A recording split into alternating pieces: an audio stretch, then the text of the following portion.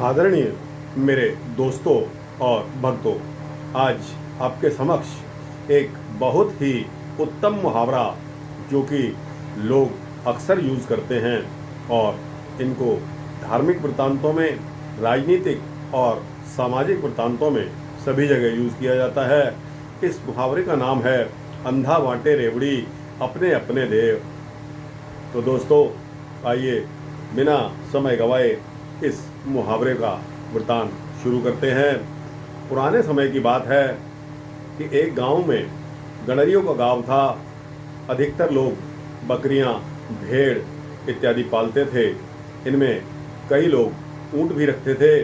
ऊंट से गांव के आसपास लगने वाली हाट का सामान इधर उधर ले जाते थे। एक दिन एक गडरिया ऊंट खरीद कर लाया। उसने इस खुशी में लोगों को प्रसाद बांटा कि उसने 2 व्यक्तियों को बनिया की दुकान पर भेज दिया। बनिया के यहाँ उस समय कोई भी मिठाई तैयार नहीं थी, लेकिन रेवड़ियाँ थी। वे लोग 2 से रेवड़ियाँ खरीद कर ले आए। उस समय ऊंट बरिया के दरवाजे पर सैकड़ों लोग इकट्ठे हो गए। दोनों ने रेवड़ियों का अंगोछा चबूतरे पर रख दिया। अब रेवड़ियां बांटने का समय आया तो समझदार और बुजुर्ग व्यक्ति को चुनने के लिए सोचने लगे। वहां बैठे नैनसुख का नाम लिया गया।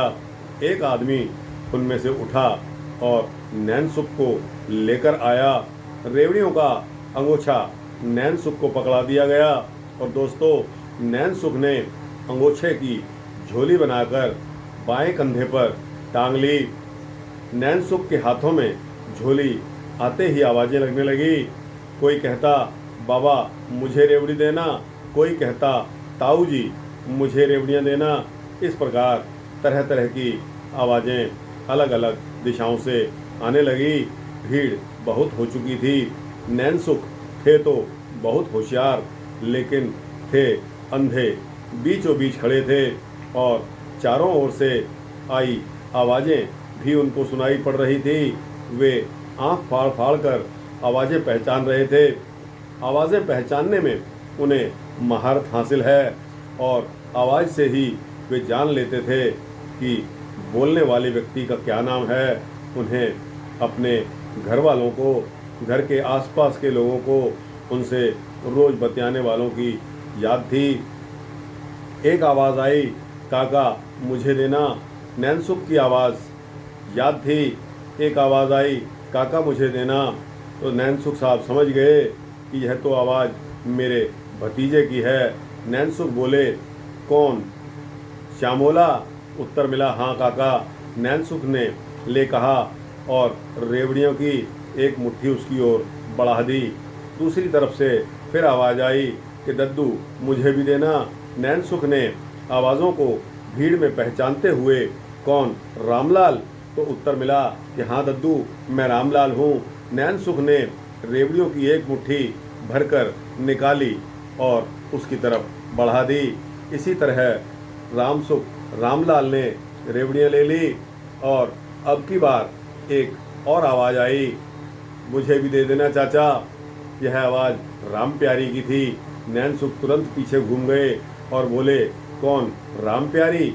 उत्तर मिला कि हाँ चाचा। एक मुट्ठी उस ओर बढ़ाते हुए उसने कहा कि ले।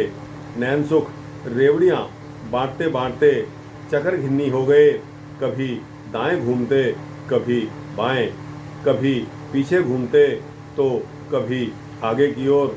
दोनों दूर से देखने वाला यही समझेगा कि भीड़ में कोई घूम घूम कर नाच रहा है, वह भी पुरुष।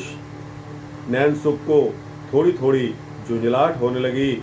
लोग समझ गए थे कि नैनसुख उन्हीं को रेवड़ियाँ दे रहे हैं जिनको वे पहचानते हैं, यह जो उनके अपने थे। तो अब जैसे ही वे रेवड़ियों की मुट्ठी झोली में निकालते तो दूसरे लोग बीच में ही ले लेते और जब नैनसुख की आवाज़ दोबारा सुनता तो नैनसुख बोल पड़ते, अभी तो तुझे दी थी, फिर दोबारा मांग रहा है। नैनसुख की आवाज़ सुनकर वह व्यक्ति बोला कि मुझे नहीं मिली, वो तो सदाशिव ने ले ली। यह तमाशा देखकर कुछ लोग फुसफुसाने लगे कि नैनसुख तो अपने लोगों को ही रेवड़ियाँ बांट रहे हैं।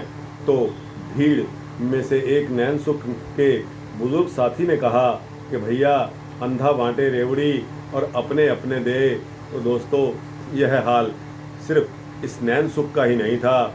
आप ज़िंदगी में किसी भी जगह चले जाइए, चाहे आप राशन की दुकान पर, चाहे पार्लियामेंट में, चाहे विधानसभा में, चाहे किसी मंदिर, मस्जिद और गुरुद्वारे में चले जाइए, हर जगह जहाँ प्रसाद बंटता है वहाँ अपनों को ही दिया जाता है।